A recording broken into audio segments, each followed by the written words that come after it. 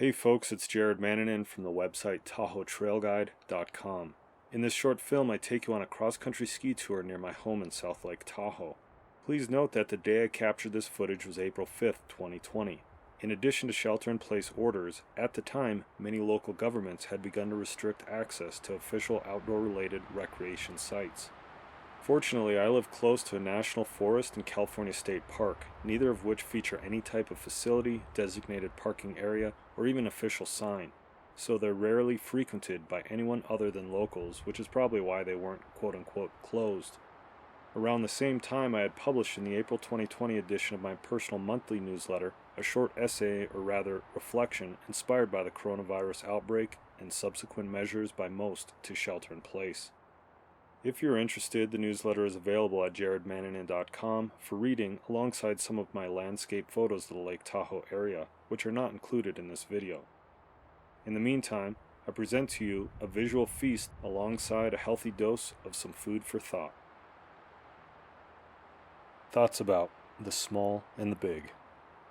Rest assured that beyond this introduction, I have no intention of actually talking about that which is currently on all of our minds.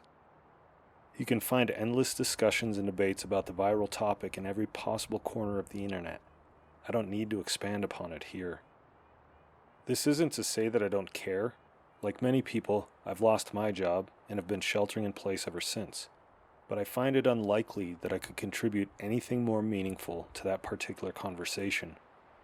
Besides, infectious diseases just aren't on my list of favorite conversational topics. I try to avoid being swept up in a thing or allowing it to cause my mind to go to dark places. Instead, I use big events ranging from the personal to the global as catalysts for self-reflection. Then again, I'm quick to use just about any experience as a reason to reflect. I embrace the quote-unquote examined life not as a way in which to second-guess my decisions or romanticize the past. Rather, I use it as a means of gathering information so that I may more seamlessly transition from one position to another, or to make a necessary correction to my direction of travel. This is no different than negotiating variable terrain while cross-country skiing. You take inventory of your technique, equipment, fitness level, motivation, goals, and the time you've set aside to complete your journey. Then, you weigh all of that information against the snowpack, terrain, and weather that's laid out in front of you. Finally, you choose the route that most appropriately mates with what you bring to the table and what's waiting for you when you arrive. This is a continuous process. I don't wait to start making these examinations for when I arrive at a dangerous terrain feature.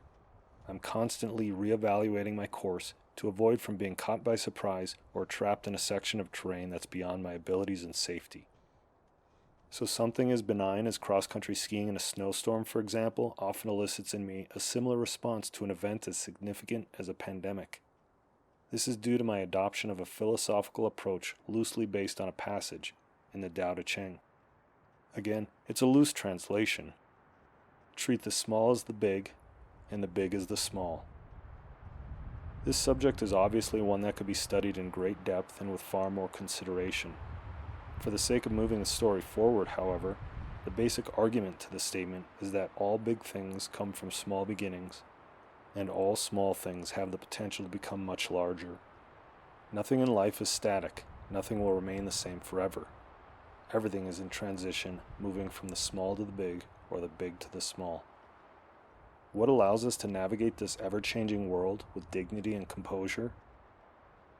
Our willingness to adapt to evolving situations, our resiliency, our acquisition of relevant and transferable skills, and our ability to let go of attachments in all their manifestations. Where does a person even start to build the habit or routinely think about this esoteric stuff? Well, there's no formal process or battery of tests in which I put myself through when practicing self-reflection. I simply ask the question, am I happy? I imagine some people might consider it a bold statement, but I believe that to be the only real question worth asking of ourselves. As far as I'm concerned, it's the only one that matters because, simply put, everything refers back to it. To clarify, I'm not just talking about the laughing, joking, and smiling type of happy. That's obviously part of the equation. What I'm really talking about, though, is the type of happy, or peace, contentment, or fulfillment, it's all the same to me, that asks, If today was my last day on Earth, would I be cool with that? Wait a minute. Didn't I say earlier that I don't let my mind go to dark places? Trust me, I have no fascination or obsession with death. I do have, however, an obsession with being alive, with living, with embracing the world and all it has to offer for better and worse. We're all mortal creatures. We're all going to eventually lay down and take that long dirt nap because none of us are getting out of here alive. So instead of succumbing to doom and gloom and dread and despair, I scrutinize what I've been up to and then try to find ways to do it better. I consider the decisions, circumstances, and events that's led me to where I am today. I monitor my thoughts, actions, and behaviors.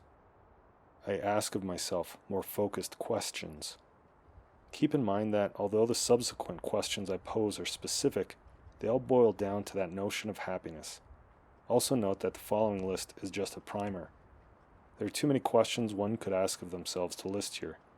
Besides, I tend to modify my line of questioning based on the unique circumstances of which I'm currently experiencing. So take them or leave them, it's up to you. But this is about as close of a process as I get to when practicing self-reflection. Have I been using my time effectively, or have I been allowing myself to become easily distracted? Have I made the most of what I have? Or have I been living life as if it were an if-then statement? For example, if I had this, then I could do that. Have I performed acts that enhance my life while still contributing to the well-being of others? Or have I only taken part in activities that directly benefit me? Have I made meaningful commitments and stuck to them? Or have those so-called commitments simply been placeholders until something better comes along? If I couldn't finish what I started, would it be enough just to have begun it in earnest? Or has my life amounted to a series of failed attempts for lack of commitment? Therefore, I have so much unfinished business. Have I been kind to friends, family, and strangers, in person and online? Or have I spent more time gossiping about them or being irritated and pissed off at them? When speaking with those same folks, were my conversations uplifting, hopeful, or inspiring? Or were they just gripe sessions filled with complaints about this, that, and the other thing? Do my relationships offer support, inspiration, and meaningful feedback? Or do the people I surround myself with undermine my decisions and confidence? Do my beliefs and practices yield resilience and the ability to adapt and be flexible? Or have I become hamstrung by a life of habit and routine? Clearly, this list of questions could go on and on. That's not necessarily the point. More important is that you routinely check in, reevaluate, and take stock of your life. Don't just employ this practice for when a major catastrophe occurs. That's the stereotype, right? The person who only seems to have time to pray, for example, when the chips are down and the world is coming undone. I recommend making this reflection, meditation, or prayer a regular and frequent part of your life. The insight gained through self-reflection is invaluable. I also find that doing so enables me to have a better quality of daily life. Often the practice helps me find a correct path. Other times it reinforces my commitment to the path on which I'm already walking. Monitoring your thoughts and feelings and questioning your motivations behind the choices you make works much like massaging sore muscles or joints. Initially, the experience can be painful, but eventually become tolerant of the pain to the point where you can work deeper and toward, hopefully, resolving it completely. Do I have life figured out? I mean, who the heck am I to be asking you such questions?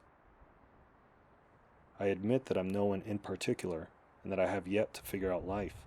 However, sometimes it simply takes a stranger to point out the obvious for you to make a positive change in your life.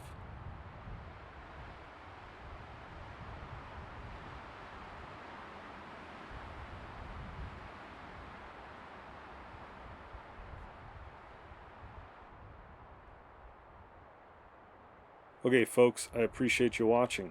If you liked the video, give it a thumbs up. Post any feedback or questions in the comment section below. Subscribe to my YouTube channel and check out TahoeTrailGuide.com. Oh, and again, you can find my originally published article at JaredMannanen.com. Just search for the April 2020 newsletter. Take care, everyone.